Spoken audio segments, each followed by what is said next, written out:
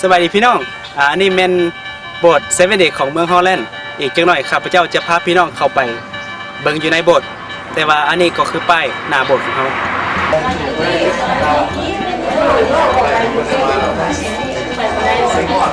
ยินดีต้อนรับเนาะยินดีที่ในวันนี้ได้มาพบกันสบายดีพี่น้องอันนี้แมนขน้อยในน้ำเผาแก่ทั้งโบสถ์เซเว่นเดย์ลาวทีเมืองฮอลแลนด์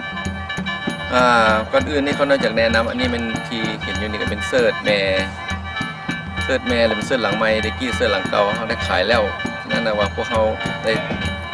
ซอยกับพวกเสิร์ชแม่ที่สั่งเสิร์ชเดี๋ยวนี้เสิร์ชเป็นเสิร์ชใหญ่ฉะนั้นเสิร์ชแม่เพิ่นจึงได้ปั่นห้องนึงให้สำหรับพวกกันคนลาวเฮานี้อยู่ที่เมืองฮอลแลนด์นี้ตะกี้ครับมีเขาน้อยครอบครัวหนึ่งครอบครัวเดียวเท่านั้นที่เมืองฮอลแลนด์นี่ที่รู้จักกับพระเจ้าของเซเว่นเดย์ของเขานี้หลังจากนั้นเขาน้อยก็พยายามกับทั้งลูกทั้งเมียแดแล้วก็เป็นตัวอย่างได้พยายามพี่น้องพาพี่น้องมาฮู้กับพระเจ้าของเซเว่นเดย์เขานี่เดี๋ยวนี้ก็มีประมาณทั้งเด็กน้อยทั้งผู้ใหญ่ก็ประมาณ40 ปลายคนฉะนั้นอันดับต่อไปนี่พวกเขาน้อยก็จะพยายามซอกหาคนไม่ได้หลายอีกเพราะว่าเสิร์ชเฮาเนี่ยเสิร์ชใหญ่แล้วเดี๋ยวนี้ก็ได้ตะกี้ก็เสิร์ชน้อยแต่ก็ยังบ่ทันนั่นปานใดแล้วนี่เสิร์ชใหญ่แล้วก็สิพยายามซอกคนให้มันเต็มเสิร์ชใหญ่เลยล่ะเนาะนักหาปลานี่ต้องเข้าใจว่าปลาประเภทใด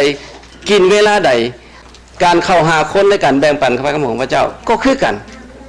ต้องรู้จักว่าเฮาเว้ากับคนระดับนี้ต้องเว้าลักษณะแบบนี้เว้ากับคนระดับนั่นต้องเว้าลักษณะแบบนั้นบ่มีบทเทศใดที่เทศแล้วทุกคนฟังเข้าใจหมดทุกคน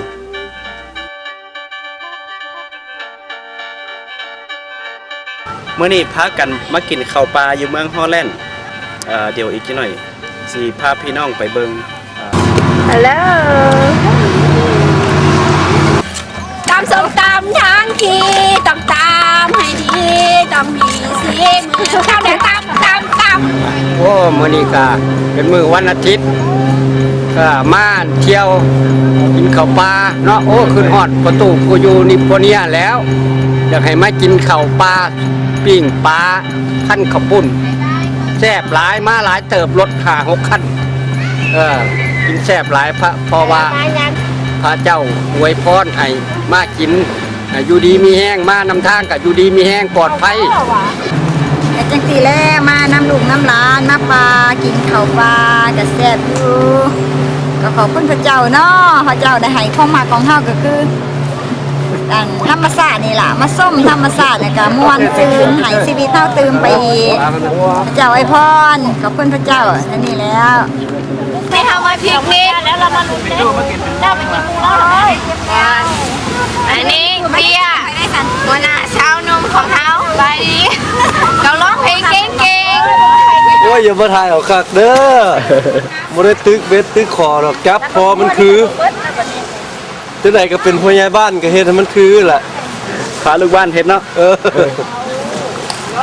อันนี้แม่ผู้ใหญ่บ้านเดี๋ยวมันตู้ยืนคอกแล้วเด้อกินข้าวอิ่มแล้วนักแข่งนักขาเพื่อหรอบอกกินเพื่อเบิ้ลกูก็ได้กินเด้ออิ่มหลายนั่งอยู่นี่บักหมูแดงบักแตงแดงตายเลยปลามากปลากินดีแต่บ่ยอมกินเบ็ดเนาะอันนี้มันแซมเปี้ยนตึกเบ็ดแก้วอ้วนได้จักตัวแล้วตัวเดียวได้ตัวเดียวตามล่าคนดังนี่แล้วมาตามล่าคนดังยิ้มแล้วกับพักกันนางเศร้าเมื่อยเศร้าแห้งเราค่อยพักกันเมื่อเฮือนหาชานสันตัวตีเขาได้เห็นหนาทุกคนเลยมากินข้าวนอนกันแต่ผมก็ยังให้ชีวิตเขามีอาหารการกินส้มอากาศธรรมชาติที่องค์สั่งให้เขาเห็นสิ่งอย่างเขาก็เห็นเมื่อแต่พระองค์การยังหักกดเขาตลอดเวลาก็เขาก็ขอบคุณพระองค์เอเมนเนาะเอเมนใครแน่อยากขอบคุณพระเจ้าน่ะอันนี้แม่นปลาไอ้เว้ยตึกใดเป็นตัวใหญ่ที่สุดเพิ่นว่าการทำมาหากินอยู่เมืองฮอลแลนด์นี่ก็มีหลายอันหลายแนวโยย่ำมีเฮ็ดออกก็ไปเก็บเฮ็ดนั่นแหละ